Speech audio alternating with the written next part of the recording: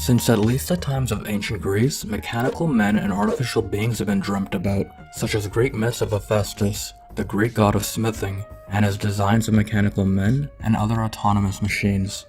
Progressing forward toward the Middle Ages and away from fables and myths of ancient times, realistic humanoid automatons and other self-operating machines were built by craftsmen from various civilizations. Some of the more prominently known are of Ismail al-Jazari of the Turkish Artukid dynasty in 1206 and Leonardo da Vinci in the 1500s. Al-Jazari designed what is believed to be the first programmable humanoid robots, a boat carrying 4 mechanical musicians powered by the flow of water. And Da Vinci of his various mechanical inventions built a night automaton that could wave its arm and move its mouth. Moving forward to the 1600s, brilliant philosophers and mathematicians Thomas Hobbes, Gottfried Leibniz, and René Descartes believed in the concept that all rational thought could be made as symmetric as algebra or geometry. This concept was originally birthed by Aristotle in the 4th century, referred to as syllogistic logic, where a conclusion is drawn based on 2 or more propositions. As Thomas Hobbes stated in his book Leviathan, when a man reasons, he does nothing else but conceive a sum total from addition of parcels, or conceive a remainder from subtraction of one sum from another. These operations are not incident in numbers only, but to all manner of things that can be added together and taken one out of another. The logicians teach the same in consequence of words, adding together 2 names to make an affirmation, and 2 affirmations to make a syllogism, and many syllogisms to make a demonstration. Leibniz took Hobbes' philosophies a step further and laid the foundations for the language machines communicate in today, binary. His motivation for doing so was because he realized that mathematical computing processes could be done much easier in a number encoding with less digits. Descartes examined the concept of thinking machines, and even proposed a test to determine intelligence in his 1637 book Discourse on the Method, where Descartes famously stated the line, "I think, therefore I am." He also stated in that book, "If there were machines that bore a resemblance to our bodies and imitated our actions as closely as possible, we should still have 2 very certain means of recognizing that they are not real humans. The first is that such a machine should produce arrangements of words as to give an appropriately meaningful answer to whatever is said in its presence.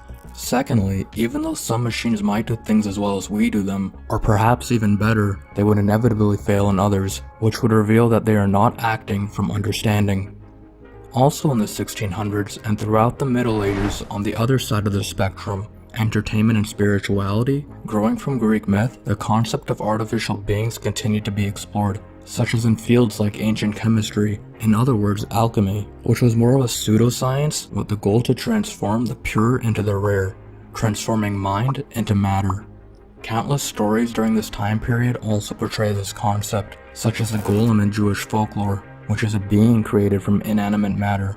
Progressing forward, we see this trope again in stories such as Frankenstein, first published in 1818, with a being reanimated from inanimate flesh. It's alive. It's alive. It's moving. It's alive. Oh, it's alive.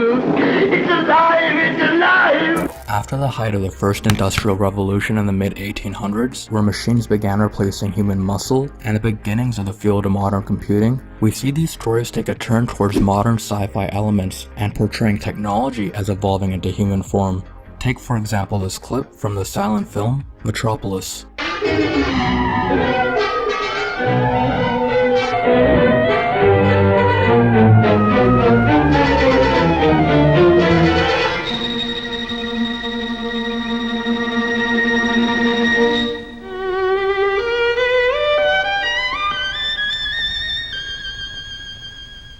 The field of modern computing was officially born with Charles Babbage's mechanical analytical engine in the 1840s. Although it was never built due to a variety of reasons, rebuilding of his designs in present day show that they would have worked. This then means Ada Lovelace was the world's first programmer, with her algorithm on calculating Bernoulli numbers on Babbage's machine. Early computers had to be hard-coded to solve problems, and Lovelace, being the first programmer, had serious doubts on the feasibility of artificial intelligence. Nearly 200 years after Descartes, she shared similar sentiments, stating about the analytical engine, "It has no pretensions whatsoever to originate anything. It can do whatever we know how to order it to perform. It can follow analysis, but it has no power of anticipating any analytical relations or truths. This is referred to as Lovelace's objection. As a side note, be sure to check my video on the history of computing if you want more background knowledge on the evolution of the field of computing. Back on topic. A decade after Babbage's analytical engine, in the 1850s, George Boole, an English mathematician and philosopher, revolutionized the field of computing and laid the first true steps for computing-based artificial intelligence. Boole, like those before him, also believed human thinking could be mastered by laws described by the means of mathematics. He took the principles of syllogistic reasoning from Aristotle and expanded much deeper on the relationship between logic and math that Leibniz had set, thus resulting in the birth of Boolean logic, essentially replacing multiplication with and addition with or, with the output being either true or false. This abstraction of logic by Boole was the first step in giving computers reasoning ability. This because as the field of computing evolved, a number of researchers noticed that binary numbers 1 and 0, in conjunction with Boolean logic, true and false, could be used to analyze electrical switching circuits. This is referred to as combinational logic. In other words, logic gates that output a resultant based on their inputs. There are a variety of different types of gates, and, or, XOR, NOT, etc. And as the connections between different gates became more complex, led to the design of electronic computers. Combinational logic is the first layer in automaton theory, in other words, the study of abstract and self-operating machines. As computing evolved, additional layers began to be established, with the next one being finite state machines. These machines essentially black box sets of logic gates, and use logic between the black boxes to trigger more complex events. For an illustrative example of a type of state machine, think of an oven that has 3 states: off, heating, and idle. In state diagrams, we can illustrate state transitions and the values that will trigger them. For example, the on and off button presses of the oven being too hot, the oven being too cold, etc. The next layer in automaton theory is push-down automaton. In other words, machines with memory, which was pioneered by many individuals, such as William Eccles and Frank William Jordan, who invented the first circuits capable of memory, flip-flops, and John von Neumann, who abstracted the relationship of memory in a computing system. Finally, the last layer of automaton theory, and the class of machines we use today, is Turing machines. Before continuing, I want to point out that this was an extremely simplistic overview of a subset of automaton theory, and to definitely research with other sources for a more in-depth overview. The final layer of automaton theory was based on a mathematical model of computation that Alan Turing proposed in 1936, dubbed the Universal Turing Machine. Once again, like those before him, Turing broke down logic into a mathematical form, in this case translating it to a machine that reasons through abstract symbol manipulation, much like the symbolic reasoning done in our minds. As stated earlier, early computing devices were hard-coded to solve problems. Turing's belief with his universal computer was, instead of deciding what a computer should do when you build it, design a computer in such a way that it can compute anything that is computable so long as it is given the right instructions. This concept is the basis of modern computing. At this point in the 1930s, with the field of modern computing officially born and rapidly evolving, the concept of artificial beings and intelligence based on computing technology began permeating across mainstream society of that time. The first popular display of this was Electro, the nickname of a humanoid robot built by the Westinghouse Electric Corporation, and shown at the 1939 New York World Fair. Ladies and gentlemen, I'll be very glad to tell my story. I am a smart fellow, as I have a very fine brain.